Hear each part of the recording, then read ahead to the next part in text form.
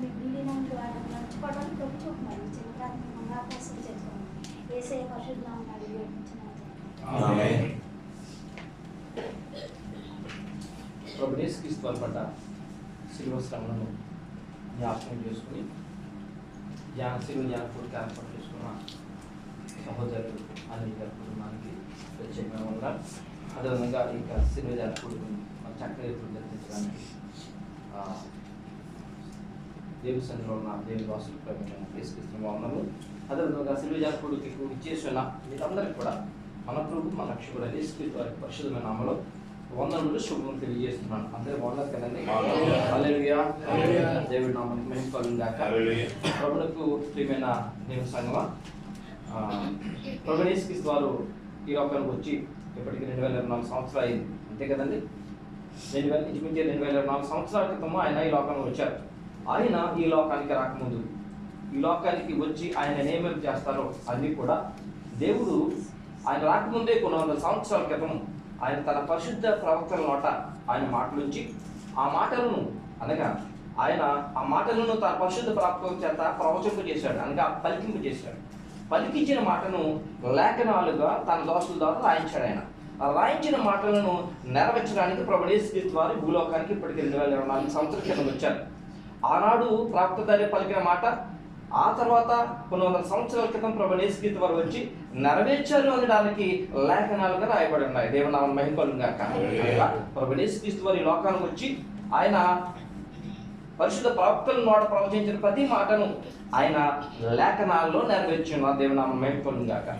ఈ లేఖనాల గురించి గడిచిన వారు ధ్యానించుకున్నాం. మరొక లేఖనం గురించి ఈరోజు మనం ధ్యానించుకుందామండి.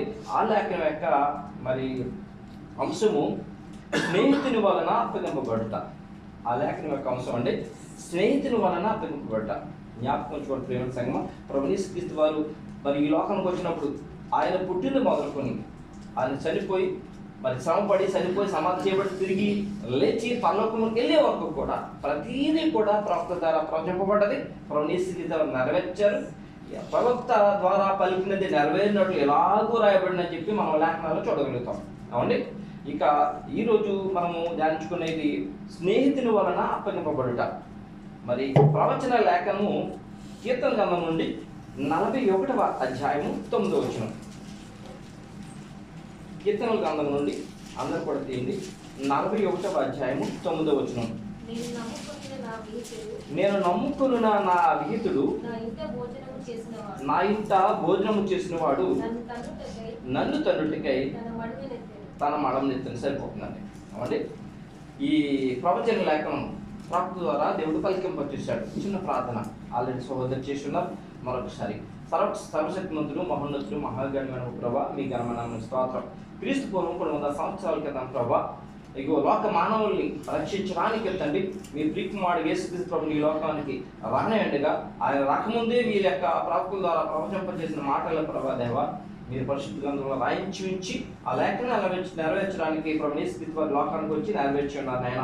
ప్రభా ఆయన యేసుక్రీస్తు వారు నెరవేర్చిన ప్రతి లేఖనములోని ప్రభా ఆ యొక్క పరమార్థాన్ని ప్రభా లోకములో ఉన్న మీకు దాసులు వివరిస్తుండగా ఈ రోజు ప్రత్యేకించి ప్రభా ఆ లేఖనంలో ప్రభా దేవ తండ్రి స్నేహితుల వలన అప్పగింపబడుననే మాటలోని పరమార్థం ప్రభాదేవ మీ దాసులైన ప్రభాదేవ ఇగో తన అనిర్గర్భంలో మీరు ధ్యానించుండగా నైనా ఆనాడు ఏ ఉద్దేశంతో మీరు ప్రవక్త చేత ప్రవచింపు చేశారో నైనా ప్రవచనంగా ప్రవచనం చేశారో ఈయన ఆ తర్వాత ఏ విధంగా దాన్ని ప్రభు యేసుక్రీస్తు నెరవేర్చారు ఆ మాటలో పరమార్థాన్ని చక్కని రీతికి వివరించడానికి నేను ఎన్నిక లేనివాడిని ప్రభా మీ ఆత్మ చేత నన్ను ఆవరించి ఆ మాటలోని పరమార్థాన్ని మీ బిడ్డకి తెలియజేయమని ప్రభా ఆల్రెడీ ప్రభా నాకు ముందుగా చేసిన సహోదరి ప్రార్థన ఆలోచించి ఉన్నారు.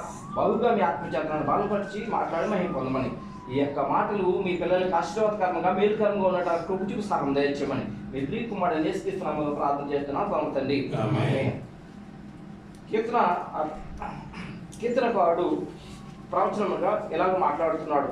నేను నమ్ముకున్న నా విహితుడు అనగా స్నేహితుడు నా ఇంట భోజనము చేసిన వాడు నన్ను తన్నుటకే తన మడమనెత్తెను. అప్పుడప్పుడు ఈ మాట మన లోకంలో ఉంటుంటాం. చాలా ప్రేమించామండి, చాలా బాగా చూసామండి, కానీ ఎందుకు నాకు వ్యతిరేకం అయిపోయారు. అప్పుడు వృద్ధాప్యంలో తల్లిదండ్రులు బాగా పెంచుతారు, చాలా బాగా చూస్తారు, సమస్యలు ఇచ్చేస్తారు. అయినా తల్లిదండ్రులు కొట్టడానికి వీళ్ళు కొంతమంది ఉంటారు. అలాగే సహకారులు కొన్ని అర్థములు కొట్టడానికి వెళ్ళి ఉంటారు, వాళ్ళని కూడా ఇదే మాట ఉపయోగిస్తారు, నా మీద మడం నెత్తారని, నా మీద కాలు నెత్తారనే మాట ఉపయోగిస్తూ ఉంటారు. ఇక్కడ ఈ కీర్తన వాడు అంటున్నాడు కదా ప్రవచనముగా, నేను నమ్ముకున్న నా విహితుడు నా ఇంట భోజనము చేసిన వాడు నన్ను తనుడికే తన మడమనెత్తెను. నాకు ఎదురు తిరిగాడని ప్రవక్త ప్రవచిస్తూ ఉన్నాడు, ప్రవచన చెబుతూ ఉన్నాడు. ఈ మాట ప్రభు అయిన యేసుక్రీస్తు వారికి మాత్రమే కాదు, ఈ యొక్క ప్రవచనము ప్రభువైన యేసుక్రీస్తు వారికి మాత్రమే కాదు, ఎవరైతే తండ్రి చేత ప్రేమింపబడి ప్రభువైన యేసుక్రీస్తుని సొంత రక్షకుడిగా అంగీకరించి దేవుడి చిత్తము నెరవేర్చుకుండగా దేవుడికి వ్యతిరేకమైన పనులు ఎవరైతే చేస్తారో వారు కూడా దేవునికి విరోధంగా తన మానవులు ఎత్తిన వారే. దేవుడికి స్తోత్రం చెప్తాం. వారు కూడా అనగా దేవుని ప్రభువుని యేసుక్రీస్తుని నేను నమ్ముకున్నాను, నా జీవితకాలం అంతా కూడా పరిశుద్ధంగా జీవిస్తాను, పవిత్రంగా జీవిస్తాను అని చెప్పి ప్రభువైన యేసుక్రీస్తుని ఎవరైతే మోసం చేస్తారో వారు కూడా తన మడమను ఎత్తిన వారే. అంతేకాకుండా చూసినట్లయితే ప్రియమైన సంఘం, ఇంకా లోకంలో చాలా మంది దేవుని దోషం దూషించేవారు ఉంటారు. ఏమండి, తన స్నేహితులు దూషించేవారు ఉంటారు, ప్రేమించే వాళ్ళు దూషించేవారు ఉంటారు, వారి మీద అబద్ధాలు వేసేవారు ఉంటారు. కొంతమంది అయితే డబ్బు కొరకు తన సొంత వారిని చంపించేవారు ఉంటారు. వారితో కూడా ఈ మాటలు మాట్లాడుతున్నాడు. అయినా ఇంకా చూసినట్లయితే మరి కీర్తన గ్రంథంలోనే 55వ అధ్యాయంలో కూడా 55వ అధ్యాయము 12 నుంచి 14 వచ్చిన కీర్తన గ్రంథం 55వ అధ్యాయం 12 నుంచి 14 వరకు కూడా అదే మాటలు రాయబడి ఉన్నాయి. నన్ను దూషించువాడు శత్రువు కాడు, శత్రువైన ఎడల నేను దాన్ని సహింపవచ్చును. నా మీద మిట్టపడువాడు నా యందు పగబట్టినవాడు కాదు, అట్టివాడైతే నేను దాగి ఉండవచ్చును. ఈ పని చేసిన నీవు నా సహకారివి, నా చెలికాడు, నా పరిచయుడు, మనము కూడి మధురమైన గోష్ఠి చేసి ఉన్నవారు. ఉత్సవములకు వెళ్ళు సమూహముతో దేవుని మందిరమునకు పోయి ఉన్నవారు. సరిపోతున్నారు. స్నేహితుల గురించి రాయబడి ఉంది. కాబట్టి దేవుని సన్నిధి స్నేహితులు కలిసి వెళ్తుంటారు. దేవుని యొక్క సన్నిధిలో స్నేహితులు కూర్చుని చక్కగా మరి దేవుని యొక్క వాక్యం ధ్యానిస్తూ ఉంటారు, మాట్లాడుతూ ఉంటారు. అవునండి, ఇవన్నీ కూడా స్నేహితుల గురించి. అనగా ఒకవేళ శత్రువు అనుకోండి, స్నేహితుడికి శత్రువు అనుకోండి జాగ్రత్త పడతారు, కానీ శత్రువు కాడు కదా, ఎలా జాగ్రత్త పడతారు? అదే ఆయన అన్నాడు, నన్ను దూషించేవాడు శత్రువు కాడు, శత్రువు అయిన ఎడల నేను దానిని సహింపవచ్చును. నా మీద మిట్టబడివాడు అనగా ఎగిరేయబడివాడు లేకపోతే దూషించేవాడు నా యందు పగబట్టినవాడు కాదు, అడ్డుపడైతే నేను దాగి ఉండవచ్చును. ఎవరంటే ఇతను ఈ పని చేసిన సహకారి, నా చెలికాడు అంటే నా స్నేహితుడు, నా పరిచయం, నాకు తెలిసిన వాడు, దేవుని సన్నిధికి వచ్చిన వాడు. ప్రియమైన సంఘం, ఈ విషయాలను కనుక మనము జాగ్రత్తగా ఆలోచించేసినట్లయితే ఎవరి గురించి రాయబడ్డాయండి ఇవి చెప్పగలుగుతారా? అంటే ఎవరన్నారు? ఇస్కరియోతు యూదా గురించి రాయబడ్డాయి ఇవన్నీ కూడా. ఎందుకంటే ప్రభువైన అయిన యేసుక్రీస్తు ఈ లోకానికి వచ్చారు. ఆయన ఈ లోకానికి వచ్చి 12 మంది శిష్యులను ఏర్పాటు చేసుకుని ప్రాణానికి ప్రాణంగా చూశారు ఆయన. ఎందుకంటే లోక ప్రేమ పక్కన పెట్టేయండి, సాక్షాత్తు ఏమండి ప్రేమ కింద దేవుడు ప్రేమాస్వరూపని మొదటి యోహాను పత్రికలో రాయబడి ఉంది. దేవుడు ఎవరటండి? ప్రేమాస్వరూపుడు భూమి మీదకి శరీరము దాల్చుకుని వచ్చి ఏమండి తన స్నేహితులతో కలిసి ఉంటే ఆ ప్రేమ ఎంత గొప్ప ఉందో చెప్పండి. గొప్ప ప్రేమ, లోకమివ్వని ప్రేమ. మనం అప్పుడు పాడుకుంటాం కదండి అండి, పదములు చాలని ప్రేమైది, కరములు తాలని వర్ణనిది. మంచి పాట. గొప్ప ప్రేమ ప్రభునేసుకి అలాంటి ప్రేమను పొందుకున్న ఏమండి ఆ వ్యక్తి ఏం చేస్తున్నాడట? ఏమండి ప్రభుని ఏం చేస్తున్నాడట? అప్పగించడానికి సిద్ధంగా ఉన్నాడట, లేక అప్పగిస్తూ ఉన్నాడట ప్రభుని. దేనికి? మరణానికి. దేనికి అప్పచేస్తున్నాడండి?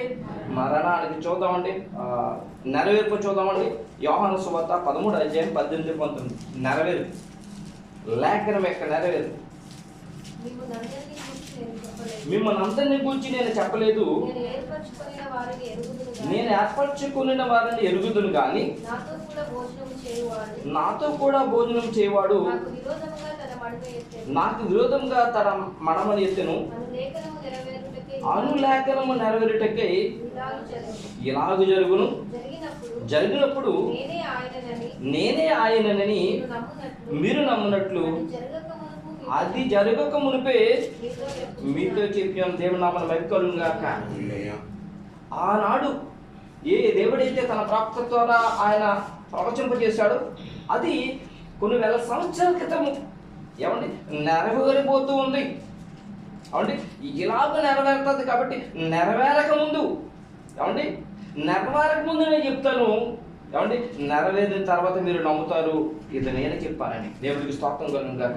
అనగా మన దేవుడు ఎలాంటి దేవుడు అంటే శ్రీమత్ సంగమా ఎలాంటి దేవుడు అంటే ఇస్కరియోతు యూదా అనే అతను భూలోకములో ప్రభువు యేసుక్రీస్తు వచ్చినప్పుడు ఇది ఎప్పుడు అనాది కాలం దేవుని యొక్క ప్రణాళిక. అనాది కాలంలో ప్రపంచ మానవాళ్ళందరూ కూడా పాపము చేత నశించిపోతూ ఉంటారని వారిని రక్షించడానికి ఆయన కుమారుడుగా వాక్యం శరీరధారికి లోకంలోకి వచ్చి వారందరి కొరకు ప్రాణం పెట్టడానికి లోకంలోకి వచ్చినప్పుడు 12 మంది ప్రభువు యేసుక్రీస్తు వారి శిష్యులుగా ఏర్పాటు చేసుకుంటారని వారిలో ఒకడు ఆయన మోసం చేస్తారని మడమని ఎత్తుతాడని ఎప్పుడు తెలుసు ఈయనకి? ఎప్పుడో తెలుసు. దీన్ని బట్టి చూస్తే మనకు భయం ఏంటి లేదు, మనకు భయం అనిపించట్లేదు. దేవుని నమ్ముకున్నాం, దేవుడి సన్నిధికి వస్తున్నాం, పాటలు పాడుతున్నాం, అన్నీ ఉంటున్నాం. మరి దేవుడికి అనాలోచనమైన కార్యాలు, దేవుడికి ఇష్టమైన కార్యాలు చేస్తే యోధాలాగా మనల్ని అనుకుంటాడా కదా? ప్రేమ సాయం అనుకోడైనా ఖచ్చితంగా అనుకుంటాడా? ఎవరైతే దేవుని భయభక్తులు కలిగి అవును దేవుని భయభక్తులు కలిగి ఆయన ఇష్టాన్ని నెరవేరుస్తారో ప్రేమ సాయం ఎప్పుడు ఆయన కోపతలు పడుకుంటారు. దేవుని నామమున మహిమ కలుగును గాక. ఇక్కడ ప్రభువు యేసుక్రీస్తు వారు ఏమన్నారు తెలుసా అండి? ఏమండి మీరందరినీ నేను ఏర్పాటు చేసుకున్నాను కదా, 12 మందిని మిమ్మల్ని ఏర్పాటు చేసుకున్నాను. ఏమండి మీరందరూ మిమ్మల్ని నేను ఎరుగుతున్నాం. మీ 12 మంది ఎలాంటి వారు ఎరుగుతున్నాం అయితే ఏమండి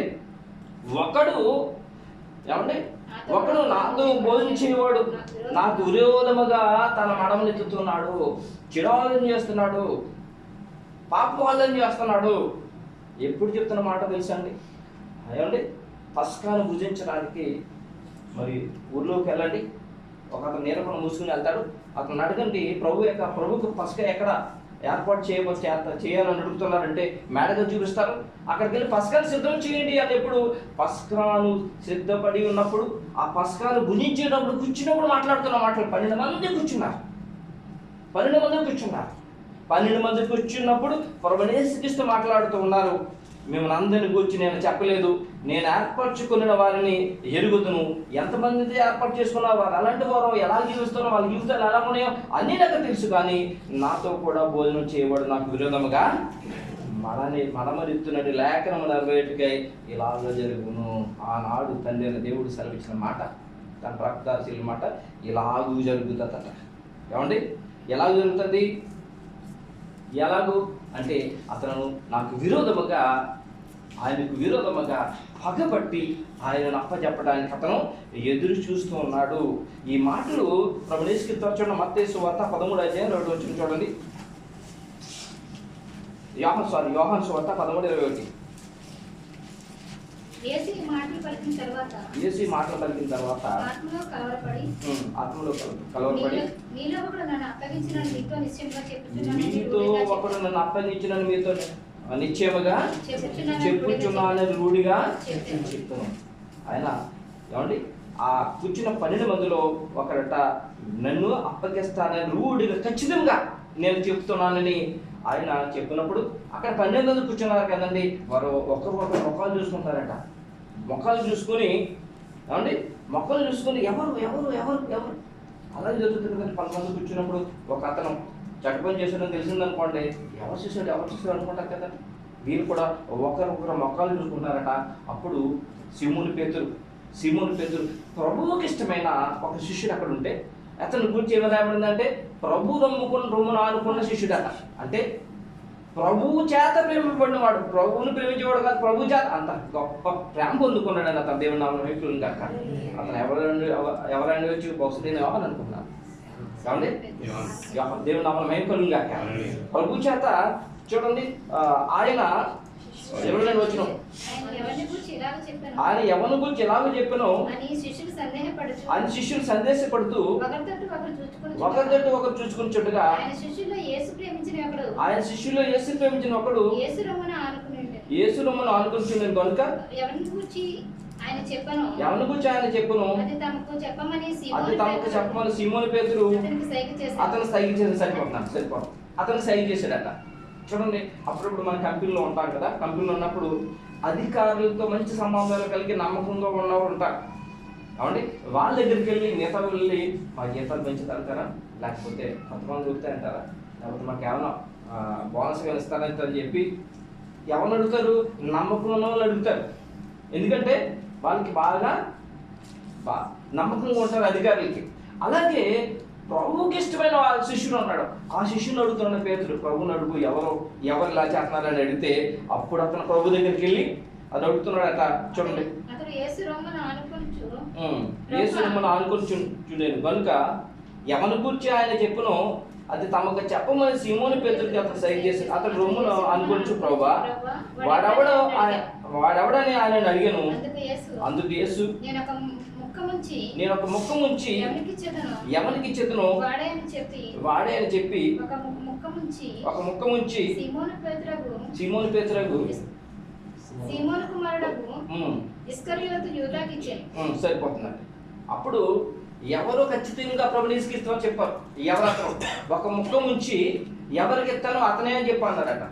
ఏమండి ప్రభుని ఒక ముక్క ముంచి సీమోను పేతురుకి ఇచ్చాడు. అతను సీమోను పేతురుకి ఇచ్చిన తర్వాత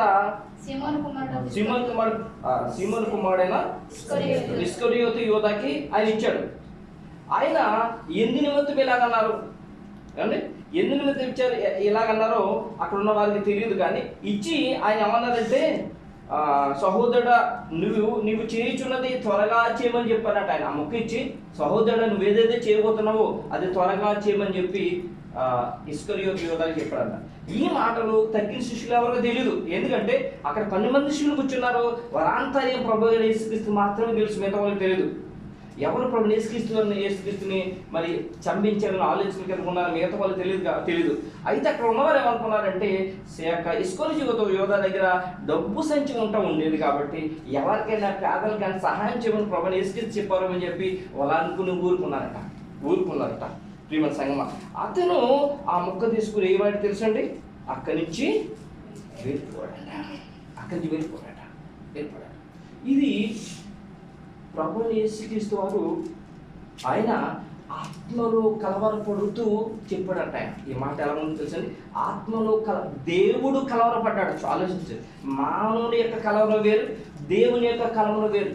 ఎందుకు ఆయన ఇంత కలవరపడ్డారు అని అంటే ప్రియమైన సంగమా, ఇది దేవుని యొక్క గొప్ప ప్రణాళికలో ఒక భాగం. ఏమిటా ప్రణాళిక అంటే ప్రపంచ మానవాళి నశించిపోతూ ఉంటే వారిని రక్షించడానికి ప్రాణం పెట్టడానికి వచ్చాడు ఆయన. ఇస్కరియోతు యోధా వరకు కూడా ప్రాణం పెట్టడానికి వచ్చాడు, లోకంలో ఉన్న వారందరి వరకు ప్రాణం పెట్టడానికి వచ్చాడు. ఇది ఒకటి. ఇంకోటి ఏంటంటే ప్రపంచంలో ఉన్న ప్రతి ఒక్కరి దగ్గరికి కూడా ప్రభువైన యేసుక్రీస్తు యొక్క రక్షణ సువార్తను అందించవలసిన బాధ్యత ఎవరిది? ఈ 12 మంది శిష్యులది. దాంట్లో ఇస్కరియోతు యోధా కూడా ఉంది అండి. ఇస్కరియోతు యోధా కూడా ఉంది. గొప్ప బాధ్యత, అతి గొప్ప బాధ్యత పరలోకం పొందిన తండ్రి ద్వారా ప్రభు యేసుక్రీస్తు అప్పగించబోతున్నాడు. గొప్ప బాధ్యత. ఆ బాధ్యత అంతేకాకుండా ఈ బాధ్యత తర్వాత వారికి ఇవ్వబోయేది పరలోకం పొందిన దేవుని యొక్క సింహాసనం. దేవుడికి స్తోత్రం కలుగుగాక. పేతురు ఏమన్నా అడుగుతారు తెలుసా అండి, ఆయన ప్రభువా నిన్ను మేము అందరం వెంబడిస్తున్నాం కదా, మాకు ఏం దొరుకుతుంది అంటే ప్రపంచ పునర్జనన మందు నాతో పాటు 12 సింహాసనం మీద కూర్చుని ఇశ్రాయేలు ప్రజలను ఏళ్తారని చెప్పి రాయబడి పరిశుద్ధంగా ఉంటారు. అవునంటారు కదంటారా? దేవునామం మీకు అంత గొప్ప ఆధిక్యత. అంతేకాకుండా ప్రపంచంలో ఈ మూల నుంచి ఆ మూల వరకు ప్రభు యేసుక్రీస్తు యొక్క రక్షణ సువార్తను అందించవలసిన ఒక వ్యక్తి ఏం చేస్తున్నాడంటే తప్పిపోతున్నాడు, పాపంలో పడిపోతున్నాడు. ఏమండి పాపంలో పడుతుంది. అది చూసి ప్రభు యేసుక్రీస్తు వారు ఏం చేశారట, ఆయన కలవరపడ్డారట, ఆత్మలో కలవరపడ్డారట. ప్రియమైన దేవుని సంగమా, ఎందుకు ఇస్కరియోతు యూదా ప్రభువుని యేసుక్రీస్తుని అప్పచెప్పాలి? ప్రభువుని యేసుక్రీస్తుని ఎందుకు ఇస్కరియోతు యూదా అప్పచెప్పాలి? ఎందుకు అంత అంత గొప్పగా ప్రేమించాడు ఆయన? అంత గొప్పగా ప్రేమించాడు ఆయన. ప్రభు అయిన ప్రేమ చాలా గొప్పది. అంత గొప్పగా ప్రేమించిన ప్రభుని లోకమానవుల యొక్క ప్రేమ అప్పుడు ఒకసారి ఒకలా ఉండదు, ఒకసారి ఒకలా ఉండదు. కానీ దేవుని ప్రేమ అలా ఉండదు కదా, సమాంతరమైన ప్రేమ, పరిపూర్ణమైన ప్రేమ, అవధులు లేని ప్రేమ. అంత గొప్ప పొందుకున్న అంత గొప్ప ప్రేమను పొందుకున్న ఇస్కరియోతు ఎందుకు ఇలాంటి ప్లాన్ చేశారంటే డబ్బు కొరకు. దేని కొరకు అండి? ధనము కొరకు, ధనాశ. ఎందుకంటే అతని దగ్గర డబ్బు సంచి ఉండదు. ఒక 12 చూడండి, ఒక స్త్రీ ఒరిజినల్ అంటే అత్తను తీసుకొచ్చి, జటామాంస అత్తను తీసుకొచ్చి ప్రభువుని యేసుక్రీస్తు పాదాల మీద పోసి కడుగుతూ ఉంటే అప్పుడు ఆ ఇల్లంతా వాసన వచ్చింది. సీమోను ఇంట్లో ఆ ఇల్లంతా వాసన వస్తూ ఉన్నప్పుడు అది చాలా విలువైన అస్తరా, చాలా ఖరీదుతో కొన్న అత్తరు. అప్పుడు దాన్ని చూసి ఈ ఇస్కరియోతు యూదా ఏమంటాడో తెలుసండి? ఎందుకు ఈ అత్తరు ఈ విధంగా పాడు చేస్తారు, ఇది బీదలకు ఇస్తే బాగుండు కదా అన్నప్పుడు ఏమండి, అప్పుడు ఈ మాట అతను ఏ ఉద్దేశంతో అన్నాడు అనే విషయం చూడండి.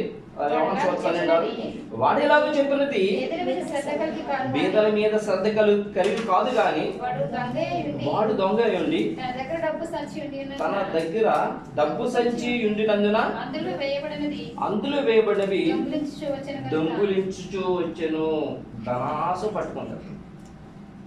ధనాశ లోకములో దేవుని పిల్లలు ప్రభు దగ్గర నుంచి దూరం కావడానికి మొట్టమొదటి ధనాశ. ఏమండి, రెండవది దేవుని యొక్క ఆజ్ఞను పాటించిపోవడం రెండవది, అనగా ప్రభును ప్రేమించిపోవడం రెండవది. ఈ రెండు ఇస్కరియోతు యూదాలో ఉన్నాయి. ఒకటి సాక్షాత్తు దేవాది దేవుడి దగ్గర ఉంటున్నాడు కానీ దేవుని ప్రేమించగలదు. రెండవది అతని మనసు ఎప్పుడు దేని మీద ఉంది? ధనం మీద ఉంది. ధనాశ చాలా ప్రమాదమైనదని పరిశుద్ధ గ్రంథంలో రాయబడింది. ప్రియమైన సంఘం చూడండి, అపోస్తలుడు పౌలు గారు తిమోతికి తన ప్రియమైన కుమారుడైన తిమోతికి రాస్తూ 6వ అధ్యాయం 9వ వచనం ఏమని చెప్తున్నా చూడండి. మొదటి తిమోతి పత్రిక 6వ అధ్యాయం 9వ వచనం.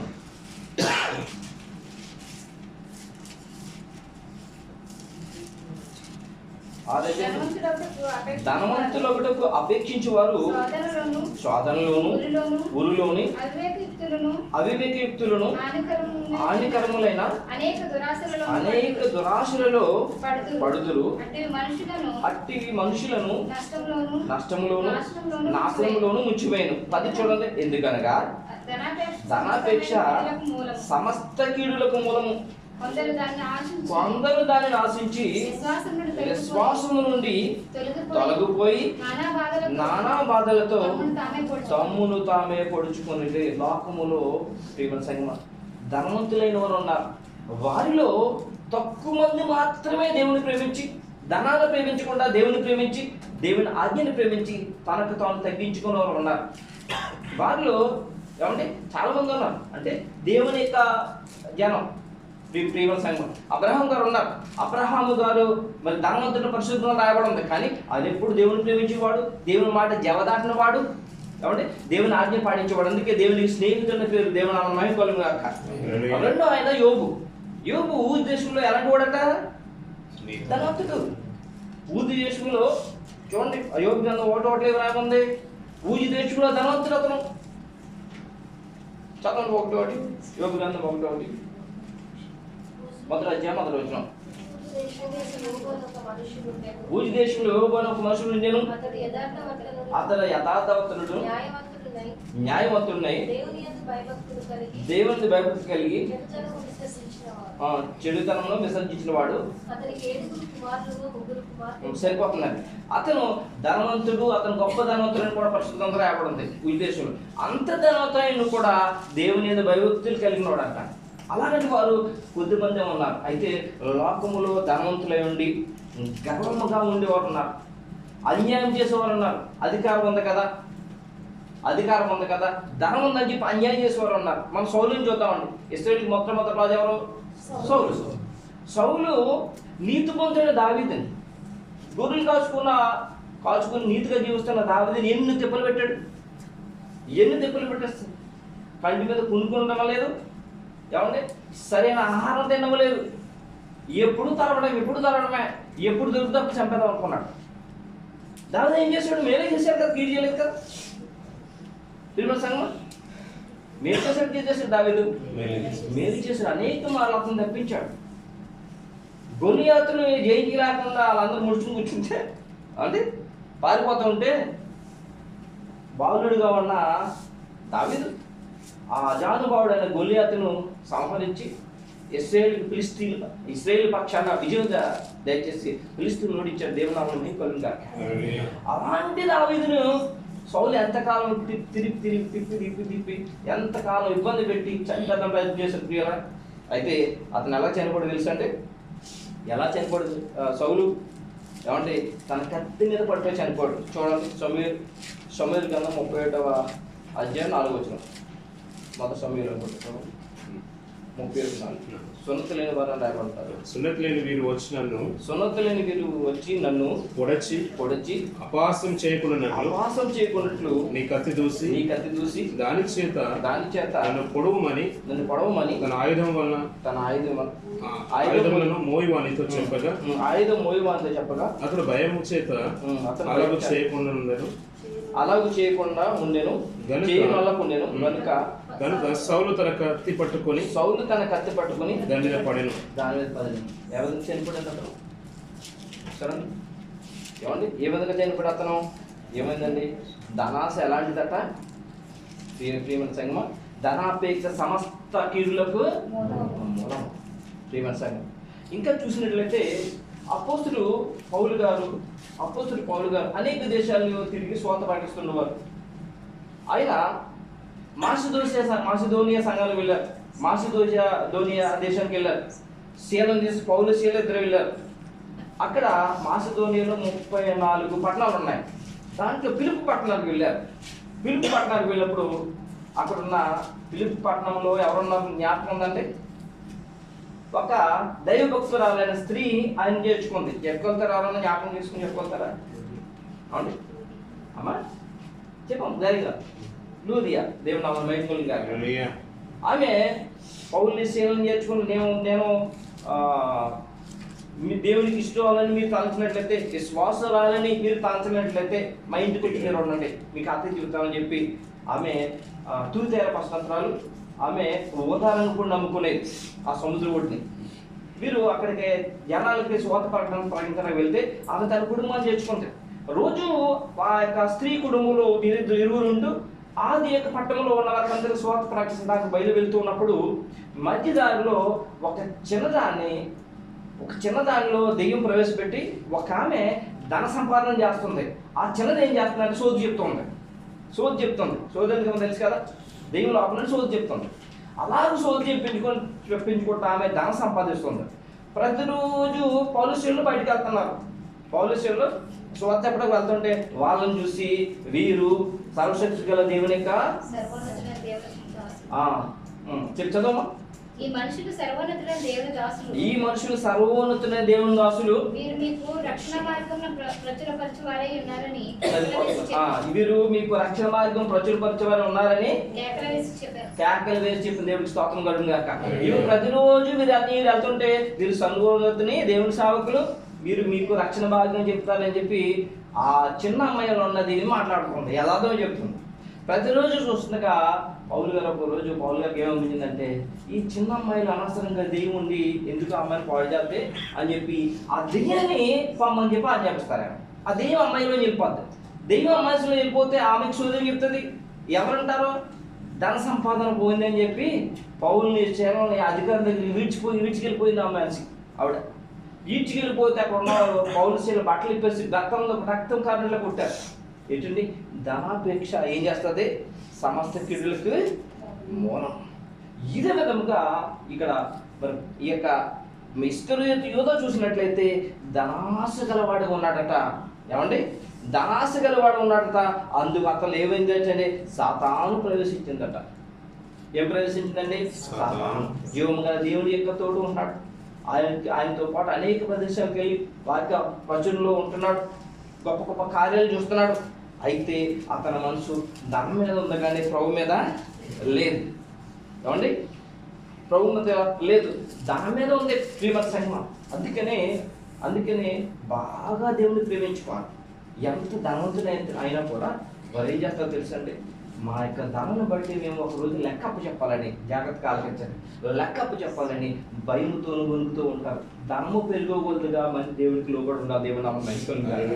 మనకి బాగా తెలిసిన ఒక రాజు ఉన్నాడు, బాగా ఐశ్వర్యవంతుడు, ధనవంతుడు. ఎవరండి? బాగా ఐశ్వర్యవంతుడు, ధనవంతుడు, జ్ఞానవంతుడు. ఎవరండి? సొలొమోను కదా. సొలొమోను ఎంత ఐశ్వర్యవంతుడు, ఎంత ధనవంతుడు అండి. సొలొమోను ఏమంటాడు తెలుసండి? ఏమంటున్నాడు చూడండి, మీరే చూడండి. సొలొమోను ఏమంటున్నాడు? సామెతల గ్రంథం 30:8-9.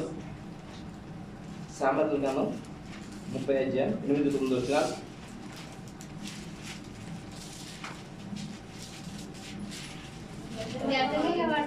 వ్యర్థమైన వాటిని అబద్ధములను నాకు దూరంగా ఉంచుము.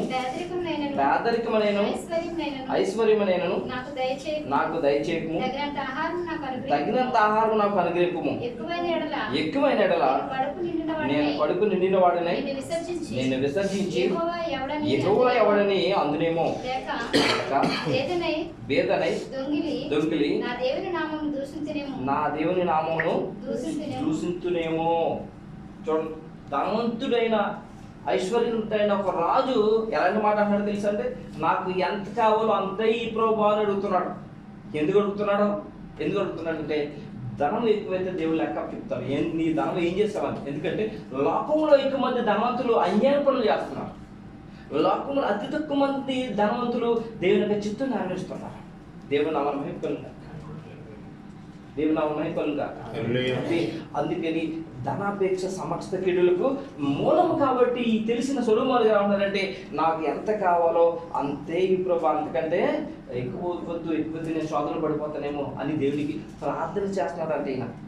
ఈ యొక్క మరి ఇస్కరియోతు యోధ చూసినట్లయితే డబ్బు మీద మనసు ఉంచి ఏమండి మరి ప్రభువుకు దూరం అయిపోయాడు. అందుకే అతను ఏమొచ్చిందంట? సాతాను వచ్చిందంట ప్రియమైన సంఘం. అందుకని అతను వెళ్ళి ప్రధాన యాజకులతో పెద్దల దగ్గరికి వెళ్ళి, ప్రభువుని యేసుక్రీస్తు నేను మీకు అప్పగిస్తే ఏమండి మీరు నాకేమిస్తారు ఏమండి అని చెప్పి అడుగుతున్నాడు. మత్తయి సువార్త 26:14-15 వచనాలు, 14, 15, 16 వచ్చి మాట రాయబడి ఉన్నాయి. ప్రధాన యాజకుల దగ్గరికి వెళ్ళి, నేను మా ఆయన మీకు అప్పగించిన ఎడల మీరేమిత్తురని నాకేమిత్తురని ఆయనను అడిగాను. అందుకు వారు 30 వెండి నామలు తూచి వారికి ఇచ్చాను. సరిపోతుంది. అప్పటి నుంచి ఆయనను అప్పగించడానికి తగిన సమయము చూస్తూ ఉన్నాడట. ఎందుకు? ఏంటండి? ధనం మీద ఆశ ప్రియమైన సంగమా. ధనం మీద ఆశ. చూడండి ప్రియమైన సంగమా, ఎప్పుడైతే లోకంలో దేవుని భయభక్తులు కలిగి జీవిస్తున్నప్పుడు చాలాసార్లు అని ఏమనుకుంటున్నారు లోకంలో ఉన్న వాళ్ళు, ఏం పర్లేదు నేను రక్షణ పొందాను కదా, నాకేమీ కాదనుకుంటాను. కానీ ప్రభువుని యేసుక్రీస్తు మరొకసారి జ్ఞాపకం చేస్తారు. ఏం చేస్తున్నారో తెలుసా అండి? రక్షణ పొందిన కాడి నుంచి చివరి వరకు ఆ రక్షణ భాగ్యాన్ని కొనసాగించడానికి ధనము కానీ లోకము కానీ దేనికి కూడా దేవుని పిల్లలు లోబట్టకు వీల్లేదు. దేనికి లోబడినా కూడా ఆ రక్షణ భాగ్యం పోగొట్టుకుంటారు. ఎందుకంటే ప్రభువుని యేసుక్రీస్తు తాను అప్పగింపబడిన రాత్రి ఒక రొట్టెని ఎత్తుకుని కృతజ్ఞతాస్తుతులు చెల్లించి ఏమంటే తన శిష్యులకు ఇచ్చినప్పుడు ఒక మొక్క ఇస్కరియోతు యోధాకి ఇచ్చినప్పుడు అతను ఏం ప్రవేశించాలో తెలుసా అండి? చదవన్న విషయం యోహాను సువార్త 11:27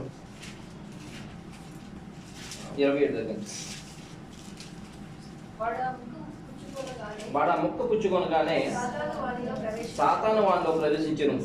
యేసు నీవు చేయుచున్నది త్వరగా చేయమని వానితో చెప్పగా ఆయన ఎందు నిమిత్తం అతనితో ఇలాగ చెప్పును, అది భోజనంలో కూర్చున్న వారిలో ఎవరికి తెలియదు. వాడు ఆ మొక్క పుచ్చుకొనగానే సాతాను వారిలో ప్రవేశించాను. ఆలోచించండి ప్రియమైన సంగమా, మనం అందరం కూడా పరిశుద్ధ బలాల్లో పాల్గొంటున్నాం కదా. ఈ మాట చాలా జాగ్రత్తగా ఆలోచించాలి. పరిశుద్ధ గ్రంథంలో ప్రభువైన యేసుక్రీస్తు వారి యొక్క శరీర రక్త మాంసంలో పాల్గొనవుతున్నప్పుడు మన జీవితాలు సరిగ్గా లేనట్లయితే, మనం సిద్ధపాటుతో లేనట్లయితే, మనము యథార్థమైన జీవితం కలిగిన వారుగా లేనట్లయితే ఏమవుతుంది అండి? సంఘంలోనే వచ్చేస్తారు సాతాను, లేకపోతే సంఘం గమని దాటిన తర్వాత వచ్చేస్తారు సాతాను. ఆ యథార్థత, మనం ఒప్పుకున్న యొక్క నిరీక్షణ, లేకపోతే పరిశుద్ధత కోల్పోటులు చేస్తారు. అది అన్నదమ్ములు ఒకవేళ గమని దాటిన తర్వాత కావచ్చు, ఇంటికి వెళ్ళిన తర్వాత భార్య ద్వారా, భర్త ద్వారా, పిల్లల ద్వారా, స్నేహితుల ద్వారా, ఎవరొకరి ద్వారా వాద్యం ఆడి, లేకపోతే అన్యాయంగా మాట్లాడి, ఇబ్బంది పెట్టి, ఇరుకును పెట్టి, కాబట్టి మనసు కఠినమైనట్టుగా మాట్లాడపచేసి ఏదో విధంగా సాతాను దొంగిలిస్తాడు. అనగా దేవుని పిల్లలు రక్షణ పొందిన వాటి నుండి దేవుడు తాను పిలుచుకునే వరకు, ఆ నిత్య జీవం ఇచ్చే వరకు కూడా ఎలా ఉండాలి తెలుసండి? చాలా జాగ్రత్తగా ఉండాలి. ఈ మాట యాక్చువల్గా ప్రభువైన యేసుక్రీస్తు వారిని అప్పగింపబడిన వారి గురించి ఎందుకు దేవుడు రాయించాడు? ప్రభువైన యేసుక్రీస్తు వారు ఏమంటారంటే, దేవుడు రాయించినట్లుగా ఆయన వెళ్ళిపోతున్నాడు, కానీ ఎవడైతే నన్ను పట్టుకుంటాడో వాడికి శ్రమను రాయబడిన చుట్టూ రాయించబడుతుంది. ఏమండి శ్రమ. ఎవడైతే నన్ను పట్టుకుంటాడో, నన్ను అప్పగిస్తాడో వాడికి శ్రమను పరిశుద్ధ గ్రంథంలో రాయబడి. చూడండి, మత్తయి సువార్త 20:4 చూడండి. మనుషుకు మన గురించి రాయబడిన ప్రకారం ఆయన పోవచ్చున్నాడు కానీ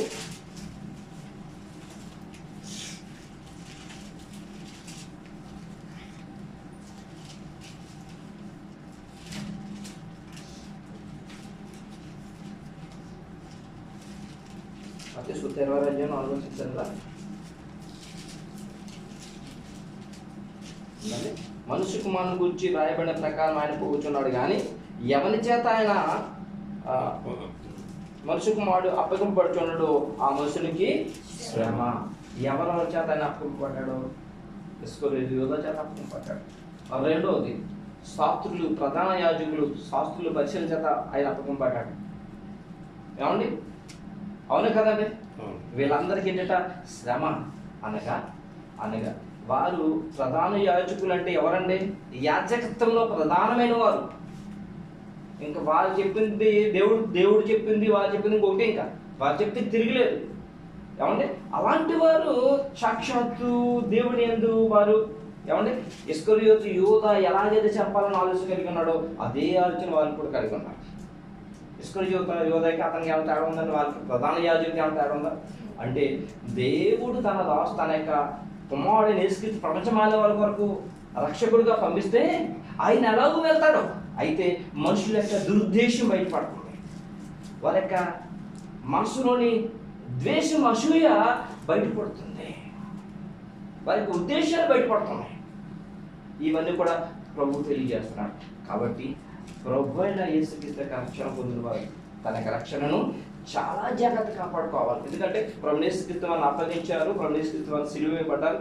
కాబట్టి ఆయన చనిపోయి 3 దినాలు ఎలా లేస్తాడని ప్రభువైన యేసుక్రీస్తు వారు ముందుగా చెప్తాను. దేవుడు తన చిత్తాన్ని ఏ విధంగానైనా నెరవేరుస్తాడు. కానీ ఎందుకు మళ్ళా ఇస్కరియోతు యూదా గురించి రాయించి సంఘానికి తెలియజేస్తాడంటే, దేవుని పిల్లలైన వారు చాలా జాగ్రత్తగా ఉండాలి.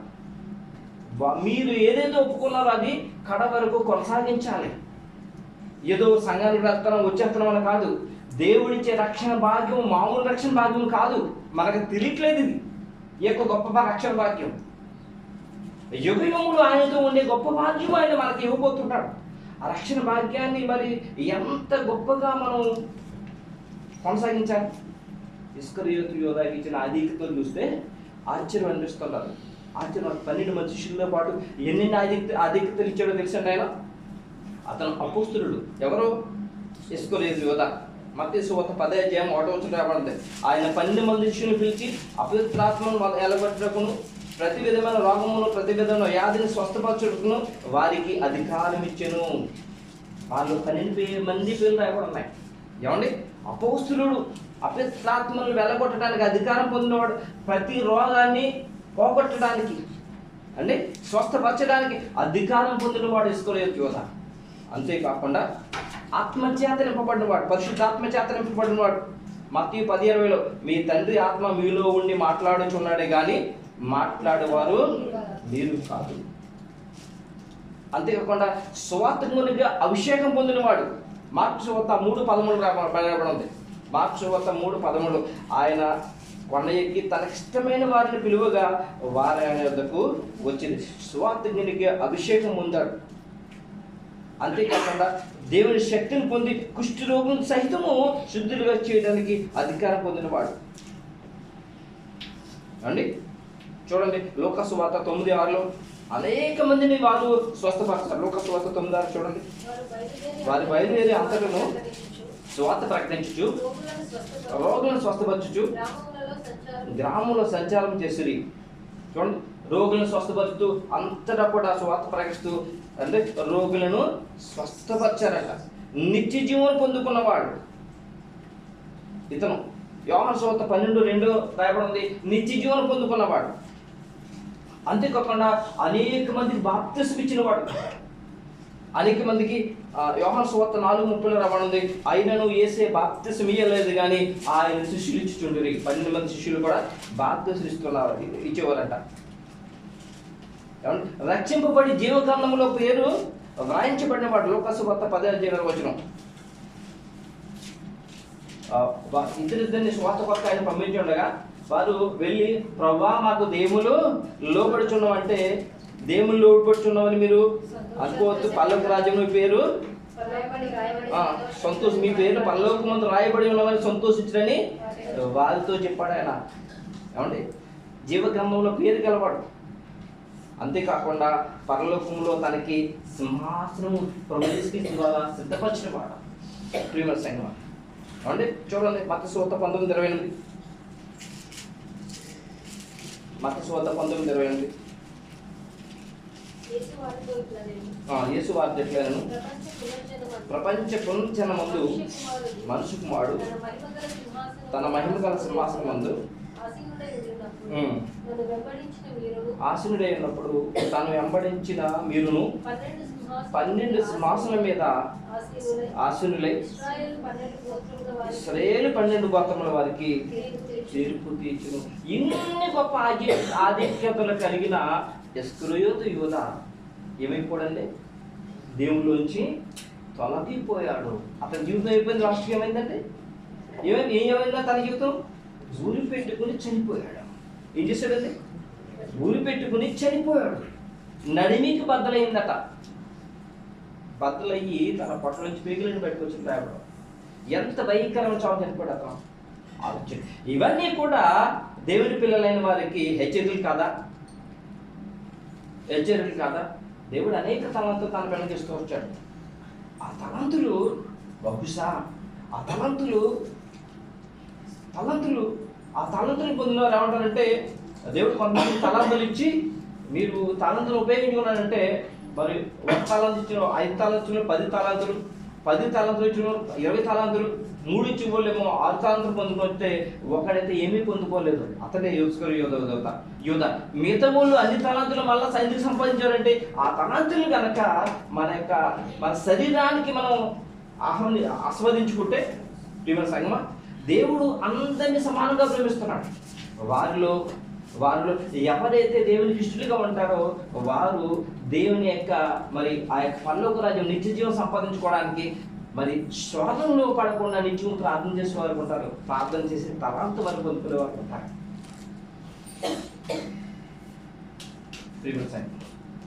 అందుకని మనం రక్షణ పొంది నాటి నుంచి ఆ రక్షణ భాగ్యం కడ వరకు కూడా కొనసాగింపబడితేనే మనము ఆ యొక్క నిత్యజీవం పొందుకోగలుగుతాం, ప్రభుత్వం పట్టుకోగలుగుతాం. అందుకనే ఇస్కరియోతు యోధ గురించి మరి ఇక దీంట్లో ఏమండి ప్రవచనముగానే రాయించి ఉంచాడు. ఏమనండి నేను నమ్ముకున్న నా విత్తుడు నా ఇంట భోజనము చేసిన వాడు నన్ను తనుడికే తన మడమ తెచ్చాను. దేవుని యొక్క చిత్తాన్ని ఎవరైతే నెరవేరుస్తారో ఆయన ఉద్దేశాలు ఎవరైనా నెరవేరుస్తారు కడవరకు కూడా దేవుడు నన్ను రక్షించాడనే ఆ విషయాన్ని మనల్ని ఎప్పుడైతే గుర్తుపెట్టుకుని ఉంటామో ఆ యొక్క రక్షణ భాగ్యాన్ని కడవరకు నెరవేరుతాం. దేవుడు మనకి ఇవ్వబోయే గొప్ప బహుమానం మనం పొందుకుంటాం. అది మనసులో పెట్టుకోకుండా నా జీవితం నా ఇష్టం, రక్షణ పొందేశాను కదా ఇంకా ఏమీ లేదనుకుంటే మాత్రం చాలా ప్రమాదంలో ఉండాలని చెప్పి దేవుడు మరొక్కసారి ఇస్కరియోతు యోధా ద్వారా సంఘాన్ని తెలియజేస్తున్నాడు. కాబట్టి మరి పరిశుద్ధంగా ఉందాం, పరిధంగా ఉందాం, రక్షణ భాగ్యాన్ని కడ వరకు కొనసాగిద్దాం, ఆ నిత్య జీవన స్వతంత్రం చూద్దాం. అలాంటి కృప దేవుడు మనల్ని కూడా భద్రపరచును గాక. ఆమేన్.